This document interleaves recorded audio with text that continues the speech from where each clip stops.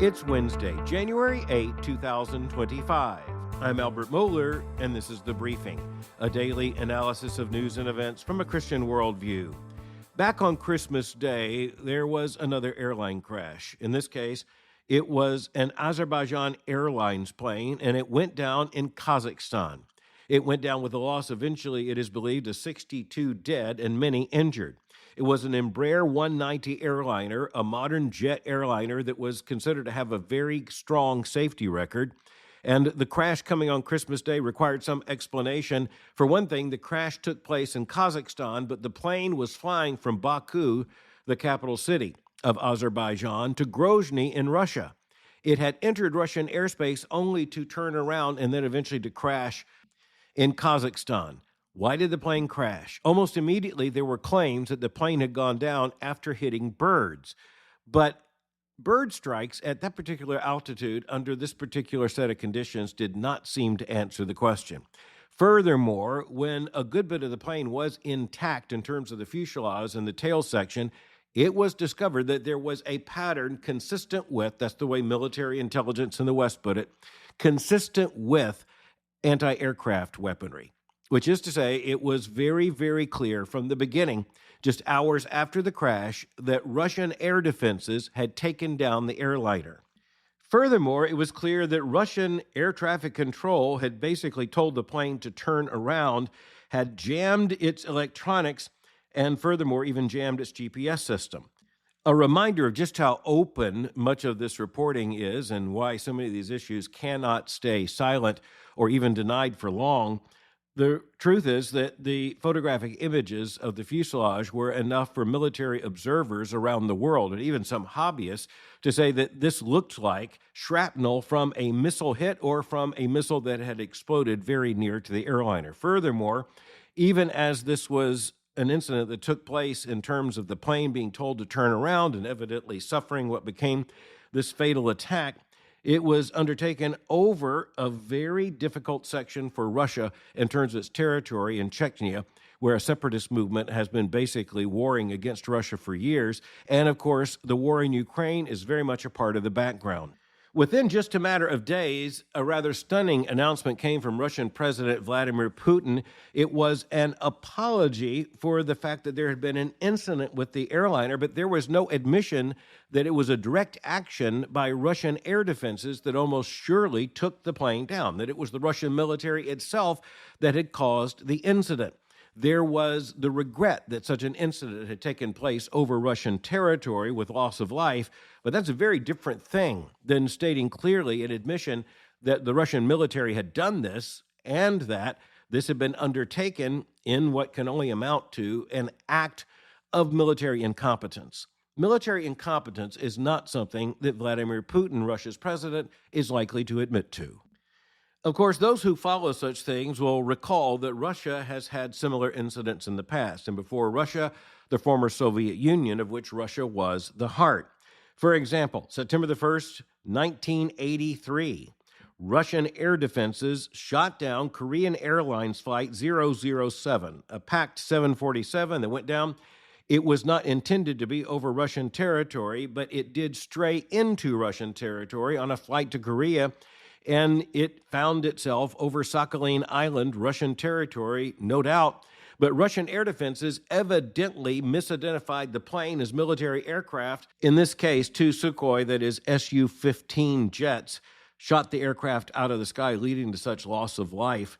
It was an interesting news story for other reasons, and this led to at least some suspicions about the targeting of the aircraft. U.S. Representative Larry McDonald of Georgia, a Republican, was on the flight, and he was a noted critic of the Soviet Union. It's unlikely, however, that that had anything to do with the incident. Once again, it appears to have been gross incompetence rather than a deliberate action. This wasn't a competent evil act, it was an incompetent evil act, reminding us that incompetent acts that lead to this kind of loss of life are themselves evil acts. There is moral responsibility. It's a different responsibility than a deliberate strike, but the end result is the same, and incompetence can kill you as fast as malevolence. But the two become mixed together when you go to July 17, 2014, When Malaysian Airlines Flight 17 was shot out of the sky at cruising altitude, leading to the death of 283 passengers and 15 crew, the suspicions about Russian responsibility came almost immediately because this plane had been shot down over, now get this, territory in the eastern region of Ukraine that was claimed by Russia. Russian separatist forces had brought down the airliner using Russian military equipment. And so Russia's complicit in this as well. And all of this comes into even clearer moral focus when, of course, that very territory right now is under Russian control because under Vladimir Putin, Russia invaded Ukraine and has seized that territory. So there's a pattern here. And it is a pattern that mixes malevolence, which is evil intent, and incompetence. But also revealed in this are a couple of big worldview issues. One is something that comes to light with Karl Popper's famous work on the open society. And the distinction between open and closed societies is something that becomes very clear, and at every level in this story. Because one of the issues is just how much control Russian military leadership has over its own personnel on the ground, its own equipment. Some of it's just incompetently kept, some of it is incompetently aimed, some of it's just incompetently used.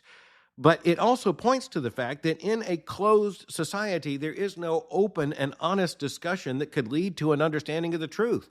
In a closed society, there is simply the conspiracy of a lie. And that lie can often just be covering incompetence, as I say, rather than intentional evil. But in itself, it just compounds the immorality of the situation. In an open society, it is not assured that the truth will eventually be known. It is just by a quantum factor, far more likely than in an open society, the truth is going to be known. But the second thing for us to think about is this. Even a society like Russia, which is under the autocracy, that is to say, at least the attempted totalitarianism of Vladimir Putin, Russia is a far more open society than Vladimir Putin almost assuredly wants it to be. And one of the reasons it is more open is because with the advent of, say, cameras in almost every pocket, virtually everywhere in the world, we're in an open society simply because faster than any government can shut it down, an incident like this can happen, and images almost immediately after the incident, maybe sometimes even of the incident itself as it's happening, can be sent all over the world. And once they're out, they are out. And so Russia, well, I think Vladimir Putin almost assuredly does not want Russia to be an open society. And in a very real sense, it's not. You're not going to have an open debate inside Russia on an issue like this. And Vladimir Putin is not subject to democratic scrutiny, constitutional scrutiny. That's not possible. But it is now impossible as well for Vladimir Putin to prevent images like those of this downed airliner showing up on the internet and basically leading not only military experts, but people who are just able to do photographic identification. Notice this looks suspiciously like a missile strike. Furthermore, to state the matter bluntly, it is extremely unlikely that birds will hit the side of an airliner in flight. It is almost aerodynamically impossible. Indeed, by some arguments, it's absolutely impossible. Those birds are more likely to strike the wing surfaces, including the control surfaces, or be ingested into the engines. That's not what happened. The injury to this airliner came from the side. It came towards the tail section, and birds do not fly sideways into moving airliners at altitude. By the way, Russian military authorities had already acknowledged before the downing of the plane that Russian ground-to-air defenses were active in the region trying to strike down drones sent from Ukraine. Once again, you can't take that back once it's out. But there is another very interesting twist to this tale. As I said, this was an Azerbaijan's airline flight, and Azerbaijan is a breakaway republic. It's one of the republics that declared its independence after the breakup of the Soviet Union. And it was a part of the Soviet Union and under direct Soviet control until it declared its independence. But frankly, Azerbaijan has been allied almost in everything but an official sense with Russia. And it is also, in its own way, an attempted closed society. Because as you're looking at, say, the totalitarian ambitions of Vladimir Putin, the same is true of the president of Azerbaijan. That's President Ilham Aliyev. He would be just like Vladimir Putin. And they had been more or less operating in concert, certainly as allies, And by the way, Azerbaijan has an unusually rich energy deposit. That's also something that has been important to Russia and its allies. But Russia's shooting down of this airplane and then, frankly, its refusal to take direct responsibility, this has led to, let's just say, increased tension between Azerbaijan and Russia. For instance, you have the New York Times reporting just in recent days that President Aliyev has, quote, excoriated Russia for trying to duck responsibility in the downing of an Azerbaijani passenger jet last month, doubling down on a rare confrontation with the Kremlin that has highlighted Russia's loss of influence in much of the former Soviet Union, end quote. History comes with consequences. Actions like this come with consequences that can't be understood apart from the history. And a part of that history is also this, and this is really not acknowledged in much of the press conversation. The Soviet Union was what basically amounts to a post-Tsarist attempt to create a new Russian empire, in this case, a Soviet empire, with Russia at its heart. And you had all of these different nations as they are now, but you had these different territories that became sections within Russia. They became not only Russian-dominated, they became a part of the Soviet Union itself during the existence of the USSR. But when you had people from those regions, it was clear that the Russians looked down on them. And this was true even though one Soviet dictator, Joseph Stalin, was from Soviet Georgia, and his successor, Nikita Khrushchev, was Ukrainian. And yet both of them felt looked down upon by the Russians. And now you see that very historical pattern coming to the fore. And by the way, the Azerbaijan government indicates that 38 persons were killed in the crash.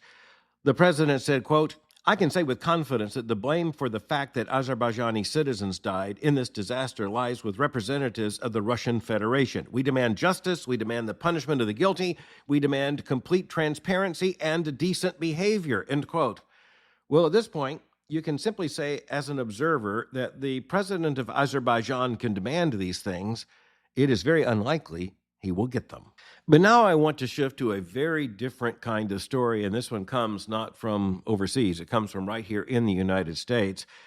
Religion News Service's Yonat Shimron reports, here's the headline, Freedom from Religion Foundation dissolves honorary board in spat over trans issues. It's not a very elegant headline, but it does capture the attention, especially when you know the players in this case. The Freedom from Religion Foundation is an organization that is basically for atheist activism. It's an organization that challenges in court such things as religious activities in public schools, etc. It is an activist organization that contends for a completely secular public square. And it has attracted the attention of and the membership of many atheists around the world or unbelievers around the world committed to a secular ideology. And it has also drawn the attention of some celebrity atheists, such as evolutionary biologist Richard Dawkins and Jerry Coyne, also another famous atheist, psychologist and linguist, Steven Pinker. It created an honorary board. Now, this kind of council of reference or an honorary board is often like an endorsement committee. It exists to lend credibility to the organization. And when you're talking about the new atheists, Richard Dawkins has to be at the very top of the list, the former Charles Simeoni Professor of the Public Understanding of Science at Oxford University. Jerry Coyne, University of Chicago, also a very well-known unbeliever, and Steven Pinker. Again, these are three big ones. But you'll notice that the RNS article tells us that Coyne and Dawkins and Pinker resigned at the same time. Then we are told that the organization decided to dissolve the honorary board. Okay, this, I promise you, is very interesting. Because as it turns out, Richard Dawkins and Steven Pinker resigned from the board basically in protest to an article that had been put up and then withdrawn by the third, that is Jerry Coyne, retired at the University of Chicago. All three of them are basically very well-known unbelievers, non-believers, very known activists in terms of the atheist community, the unbelieving community. We are told, quote, the three resigned after the foundation published and then removed an article by Coyne in which he argued that sex is mostly binary, either male or female, and that transgender women are more likely to be sexual predators than other women. Okay, Religion News Service is, as it implies by name, it's a news organization that directs major attention to religious developments. And religious development in this sense also means the religion of secularism, the atheist movement. And this is really interesting because here you have this secularist organization and a fracas that led to the dissolution of an honorary board. And it's a fracas, a controversy over an article in response to another article when the article responding to the other article was taken down. And so if you think it's convoluted, let me tell you, buckle your seatbelts, because in worldview significance, this is really, really rich. Yonat Shimron, the reporter, tells us, quote, "The flap offers a peek at a roiling controversy among a select group of new atheists who have expressed views that are anti-transgender and more generally anti-woke. It is a position taken by another atheist group, the Center for Inquiry. But it is also highly contested by most in the non-believer community. Quote, in 2021, the American Humanist Association withdrew its Humanist of the Year award from Richard Dawkins over his anti-trans comments." End quote. Okay, so now you have a secularist organization which is largely dominated by people who claim that their scientific expertise is what sets them at odds with theistic belief. And so you have someone like Richard Dawkins, you have Jerry Coyne, you have Steven Pinker, and they are upset about the modern movement that is summarized as transgender, or at least to one degree. It is unclear in this article whether at least two of them, Richard Dawkins and Steven Pinker, are more angry about the article being published or the article being taken down. It really doesn't matter. The point is, Richard Dawkins himself was stripped of the Humanist of the Year award because he's out of step on the transgender issue. Why is he out of step? Because he's a scientist. He's a biological scientist who happens to believe in, now wait for it, biology, as in there is an objective reality to male and female. Jerry Coyne, like Richard Dawkins, is a very prominent evolutionary biologist. And by the way, you don't get evolution without reproduction. You don't get reproduction without, let's just say male and female. Now remember, evolutionary scientist Jerry Coyne is the one who wrote the article that was taken down in response to the other article. We'll get to that in a minute. But Religion News Service tells us that in 2011, Jerry Coyne had received the Freedom from Religion Foundation's award known as the Emperor Has No Clothes Award, quote, given to public figures who call out religion in a way reminiscent of the little child in the Hans Christian Andersen fairy tale who is not afraid to admit the truth. Coyne was an ally of the foundation, end quote. Well, indeed he was, and by the way, he is willing to call out the truth against the modern religion of the sexual revolution and the gender revolutionaries. He's willing to say, look, a man cannot be a woman. But the response to his article making that point was enough for the Freedom from Religion Foundation to lose its entire honorary board. And that's because this foundation is not about to be found on the wrong side of the LGBTQ activist community, even if that requires them to be on the wrong side of biology. And biology is supposedly one of the reasons the organization came into being in the first place. The sexual revolution, the gender ideologies, they're even more powerful than the biological scientism that gave birth to the movement. You find out what the true religion is here. But wait, there's more. I told you this was really interesting, and it gets just more interesting. Jerry Coyne's article that was taken down, leading to the resignations, was an answer to another article that was published by Freethought Now. The article was by an individual known as Cat Grant. And the title of the article was, What is a Woman? And Cat Grant, who is not adequately identified in this particular source, goes on to ask the question, what is a woman? And Cat Grant acknowledges that the traditional answer to the woman has to do with biology. And that has to do not only with, say, the organs of reproduction, but with human gametes, reproductive cells. And yet, Cat Grant says that holding on to that kind of biological definition is oppressive, it is restrictive, and furthermore, it is based in Christian patriarchy. In other words, it's a really bad idea, Cat Grant argues. And then Grant asked the question again, what is a woman? And here comes the answer, quote, a woman is whoever she says she is, end quote. Listen to that again, quote, a woman is whoever she says she is, end quote. That wasn't satisfactory to Jerry Coyne, the evolutionary biologist. He responded with the article that was posted at the Freedom from Religion Foundation, only to be taken down once it angered the activists and the leftists. And it was Jerry Coyne's article that was entitled, Biology is Not Bigotry. And you'll notice that Jerry Coyne goes right at the argument offered by Cat Grant. It isn't bigotry, he says, to underline the objective reality of biology. In fact, it is insanity, he implies, to do the opposite. He says that some binary people, quote, or men who identify as women, trans women, feel that their identity is not adequately recognized by biology, and so, he says, quote, they choose to impose ideology onto biology and concoct a new definition of woman, end quote. Later in the article, Jerry Coyne speaks of Cat Grant, saying that Grant acknowledges, quote, I play with gender expression in ways that vary throughout the day, end quote. Those are actual words. Coyne responds, quote, fine, but that does not mean that Grant changes sex from hour to hour, end quote. You might think, just upon reflection, that throughout the history of human experience, only very recently has a statement like that been necessary, not to mention made sense in itself. By the way, the leader of the Freedom from Religion Foundation showed her own fanaticism when she fell all over herself, arguing that the article was rightly taken down, never should have been posted in the first place. The organization under her leadership is not going to go into conflict with the LGBTQ activist community, and she went on to say, quote, 97% of the foundation's members support LGBTQ plus rights, and 13% of the group's members are themselves LGBTQ plus, end quote. By the way, there's one other angle here. One of the complaints made against Jerry Coyne's article is his argument that trans women, and remember that is biological men, are more likely to commit sexual assault than biological women, which is to say normal women. That statement was considered to be absolutely outrageous, even though it was not countered with any evidence or even argument whatsoever.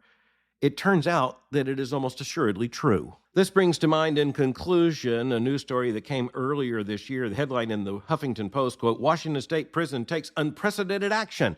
What was the unprecedented action? Taking a biological man, claiming to be a woman, out of a woman's prison and putting the biological man in a men's prison.